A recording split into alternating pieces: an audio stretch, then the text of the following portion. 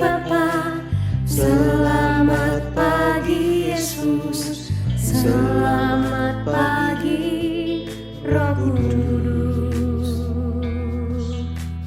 Terima kasih atas anugerah-Mu. Semalam telah berlalu, ku memuji, ku bersyukur, memuliakan nama-Mu. Allah Bapa, Putra, Roh Kudus, terima kasih.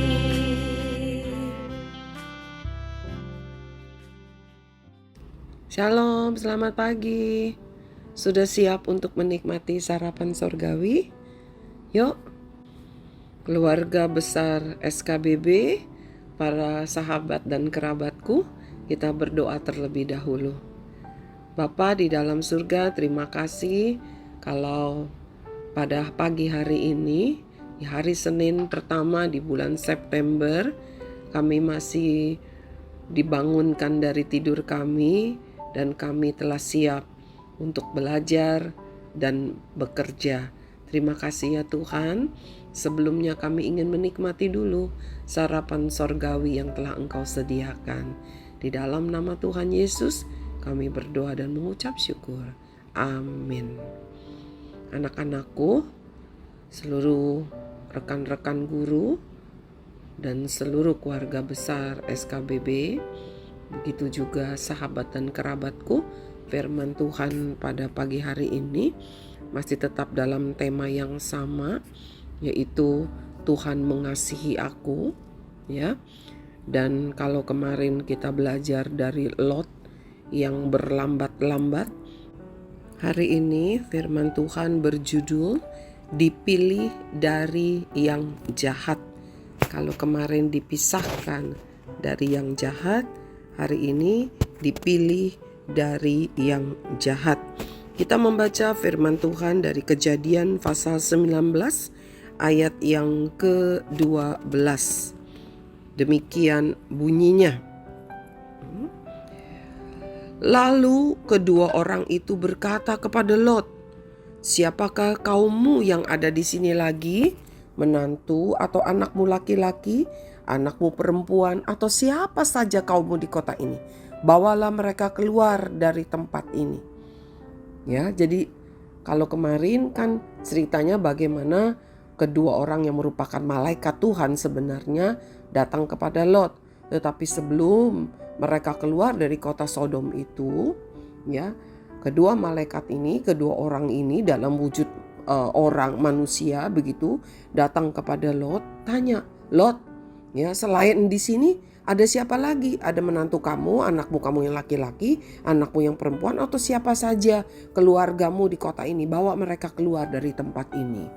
Ya, kalau kemarin kan kita udah tahu kenapa Lot sekeluarga disuruh keluar, yaitu untuk diselamatkan supaya mereka tidak dibinasakan, karena kota Sodom dan Gomora akan dibinasakan. Begitu, ya. Nah, saudaraku, anak-anakku yang Tuhan kasihi, juga kerabatku, ternyata bukan hanya Lot saja yang ingin diselamatkan. Orang yang bersama-sama dengan Lot, yang masih ada kaitan dengan Lot, juga mau diselamatkan. Jadi kalau kita nih menerima keselamatan, berarti setiap orang yang ada kaitan dengan kita, Tuhan juga ingin selamatkan. Ya, lewat siapa mereka bisa mendengar berita keselamatan? Kita baca ayat yang ke-13. "Sebab kami akan memusnahkan tempat ini, karena banyak keluh kesah orang tentang kota ini di hadapan Tuhan. Sebab itulah Tuhan mengutus kami untuk memusnahkannya." Tuh, ya, karena kota ini begitu jahat. Begitu jahat, kota-kota lain, orang-orang dari kota-kota lain berkeluh kesah, ya, karena jahatnya penduduk di kota itu. Dan Tuhan sebelum memusnahkan, Tuhan ingin Lot dengan semua kerabatnya, orang yang ada kaitan dengannya, ingin diselamatkan. Dan Tuhan datang kepada Lot. Tuhan mengutus malaikatnya kepada Lot untuk menyampaikan berita keselamatan itu. Dan Tuhan juga mengutus kita untuk menyampaikan berita keselamatan di dalam Tuhan Yesus Kristus. Untuk menyampaikan berita bahwa ada Tuhan yang mengasihi manusia, yang tidak ingin manusia masuk ke dalam neraka karena manusia sudah jatuh dalam dosa. Tuhan mau kita memberitakan berita keselamatan itu, berita kasihnya Kristus kepada manusia. Mari kita lanjut. Ya. Keluarlah Lot, ayat ke-14. Keluarlah Lot, lalu berbicara dengan kedua bakal menantunya, bukan menantunya, ya, baru bakal, ya, calon suami dari kedua anak perempuannya yang akan kawin dengan kedua anak perempuannya. Katanya, bangunlah, keluarlah dari tempat ini, sebab Tuhan akan memusnahkan kota ini. Tetapi ia dipandang oleh kedua bakal menantunya itu sebagai orang yang berolok-olok saja. Ya, Lot sampaikan itu. Ya, berita keselamatan di dalam Tuhan disampaikan bahwa akan ada pemusnahan. Tuhan akan memusnahkan, dan sekarang Tuhan ingin selamatkan Lot, dan Lot sampaikan kepada calon menantunya supaya keduanya juga boleh selamat. Tetapi calon menantunya menganggap Lot itu bercanda, ya, menganggap itu cuma candaan aja. Anak-anakku, para sahabat dan kerabatku, banyak orang di dunia ini, ya, di sekitar kita, yang kalau mendengar berita tentang keselamatan, tentang hidup benar di hadapan Tuhan, mereka ngejek. So suci kamu. Dikit-dikit takut dosa. Ya, saya ingat dulu ketika saya pernah kenal dengan seorang ateis, ya, sekarang dia sudah meninggal. Dia selalu katakan, aduh Grace, kamu tuh jangan bodoh. Ya, dia lebih tua dari saya. Jangan bodoh, Tuhan gak ada. Kalau Tuhan ada, kalau Tuhan penuh kasih, kenapa orang lahir ada yang cacat? Kenapa ada orang yang sakit? Kenapa ada orang kaya, ada orang miskin? Ya, mungkin ada juga yang berpikir demikian saat ini. Semua itu akibat kutuk dosa. Bukan Tuhan yang memberikan penyakit, bukan Tuhan yang membuat cacat. Meskipun ada ayat berkata bahwa tangan Tuhan yang membentuk, ya dan amin. Tetapi kutuk dosa dapat merusak. Tetapi bukan berarti Tuhan tidak mengasihani kita, tidak mengasihi orang yang cacat, tidak mengasihi orang yang sakit, tidak mengasihani orang yang miskin. Bukan. Karena hidup di dunia hanya sementara. Ya, hidup di dunia miskin, boleh miskin, yang penting di sorga jangan sampai miskin. Ya gak ada di sorga miskin. Karena kalau udah miskin di dunia gak masuk di sorga, itu miskin selama-lamanya. Sudah menderita, cacat di dunia, gak masuk ke sorga lagi, menderita, cacat selama-lamanya. Dalam apa? Kematian yang kekal. Bukan kematian yang kekal, itu kehidupan dalam kesusahan yang kekal. Anak-anakku, seluruh rekan-rekanku, para kerabat dan sahabatku, ketika Tuhan berfirman kepada kita, jangan sekali-kali kita menganggap remeh, jangan sekali-kali kita juga menganggap itu olok-olok. Kalau ada orang lain yang menganggap semua apa yang kita beritakan tentang kasih Kristus itu ada hanya olok-olok saya, hanya hayalan belaka, apa yang harus kita lakukan? Kita berdoa, kita bergumul untuk itu. Saudaraku, sahabat, dan anak-anak yang Tuhan kasihi, saya teringat satu ketika saya pulang pelayanan sudah malam, ya, mungkin sekitar jam 11 lewat, saya lihat mami saya lagi berdoa, menangis begitu ya. Tidak lama setelah itu, karena tidurnya sama saya, papa saya waktu itu sudah tidak ada, sudah meninggal begitu. Lalu saya tanya, "Mam, berdoa untuk apa sampai nangis seperti itu?" Terus mami saya wajahnya tidak sedih. Mami saya bilang, "Enggak, mami nangis mengucap syukur kepada Tuhan." "Oh ya? Untuk apa?" saya tanya. "Ada apa?" Terus mami saya bilang gini, "Kan katanya si engkok sebelah," katanya gitu ya. Jadi ada engkok-engkok gitu ya. Rumahnya tuh beberapa rumah dari rumah saya baru saja meninggal ya. Mami senang luar biasa karena dia boleh meninggal di dalam Tuhan. Waktu pertama kali kita pindah ke sini, Grace, engkau itu belum di dalam Tuhan. Mami kan suka jalan tuh kalau pagi.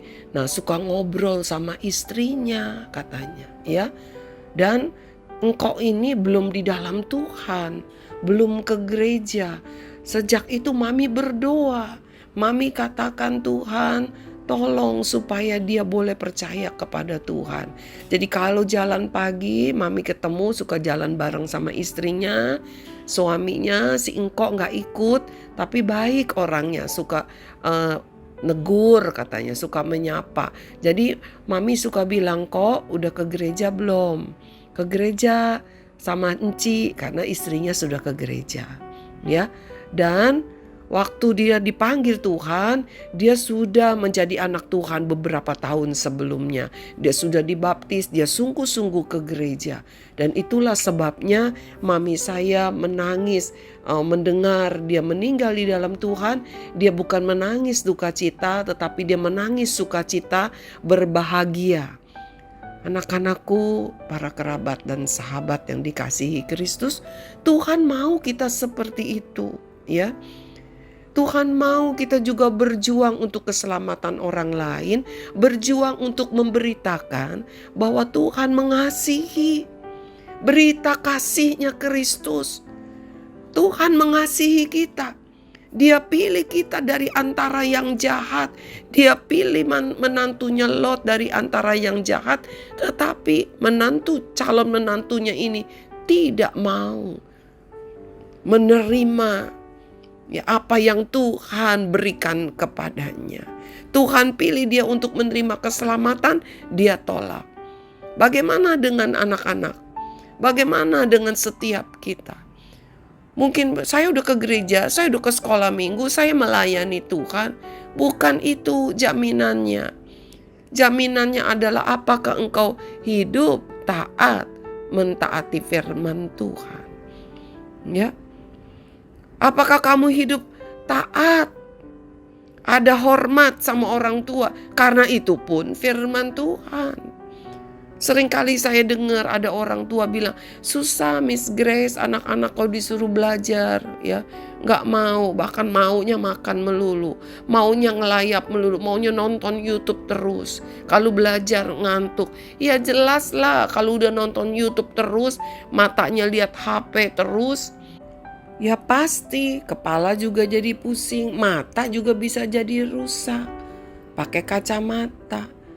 Mari, meskipun para orang tua termasuk saya, Tuhan juga nggak suka kalau kita tuh hanya pegangin HP, WhatsApp, meskipun tidak ngomong yang neko-neko, yang enggak begitu ya. Tapi Tuhan nggak mau waktu kita tersita di tempat itu. Saya kalau pergi kemana-mana, kalau acara makan, ketemu sama saudara ataupun teman, saya selalu mengingatkan diri saya tidak keluarkan HP dari tas. Karena acara untuk bertemu dan berkumpul. Bagaimana nih anak-anak di rumah, ketika di rumah lagi makan, duduk sama papa sama mama, apa ngeliatin HP? Atau papa mama coba ya. Ayo mari saling mengingatkan. Waktunya berkumpul, mari ngobrol bersama. Simpen HP-nya, taruh HP-nya. Jangan tersita berduaan sama HP. Ya, HP nggak ngerti perasaan kita, HP nggak bisa ambilin air minum buat kita, HP nggak bisa kasih makan buat kita. Mari anak-anakku, kerabat dan sahabatku, kita mau memperhatikan pesan-pesan Tuhan. Jangan anggap remeh, jangan anggap itu hanya lelucon. Ya, mari kita mau sungguh-sungguh takut kepada Tuhan agar kita juga mendapat keselamatan yang dijanjikan itu. Dan kita juga mau sungguh-sungguh memberitakan berita kasih Kristus, yaitu berita keselamatan di dalam Kristus Yesus Tuhan kepada mereka yang belum kenal Tuhan, yang belum hidup di dalam keselamatan itu. Kita tundukkan kepala. Bapa di dalam surga, terima kasih untuk firman-Mu pagi hari ini. Kami gak mau seperti calon menantunya Lot yang mengolok-ngolok berita kasih Kristus kepada kami, yang mempermainkan, yang menganggap remeh kasihnya Kristus kepada kami, yang menganggap remeh keselamatan yang Engkau berikan kepada kami. Ampuni kami ya Tuhan, kalau selama ini kami sebagai seorang anak, sebagai seorang ayah, sebagai seorang ibu, sebagai seorang saudara atau sahabat, kami tidak memberitakan kasih Kristus kepada orang lain. Atau kami bahkan justru menganggap remeh keselamatan itu. Ampuni kami ya Bapa. Pagi hari ini kami mau terima keselamatan di dalam Kristus Yesus. Kami mau terima kasih-Mu dengan seutuhnya. Keterikatan kami kepada perkara-perkara dunia yang membuat kami jauh dari Tuhan, kami putuskan, kami lepaskan dalam nama Tuhan Yesus. Terima kasih ya Bapa, Roh Kudus terus ingatkan kami untuk serius kepada keselamatan kasih Kristus yang diberikan kepada kami. Dalam nama Tuhan Yesus kami berdoa dan mengucap syukur. Amin. Tuhan Yesus memberkati.